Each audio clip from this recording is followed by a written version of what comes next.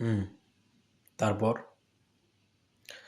নিকোটিনে গজ গজ মগজ ঘেটে ঘেটে তুমি কি পাও?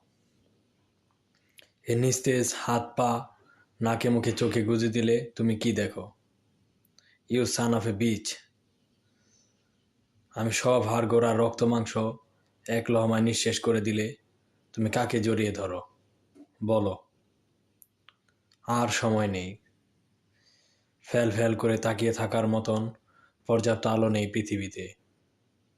আমি বের হতে চাই না। তোমার এই অসীম জরায়ু থেকে আমি আর বের হতে চাই না।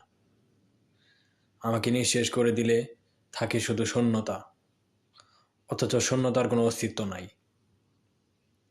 তাহলে কি পড়ে থাকে আতুর ঘরের রক্তমাখা বিছানায়?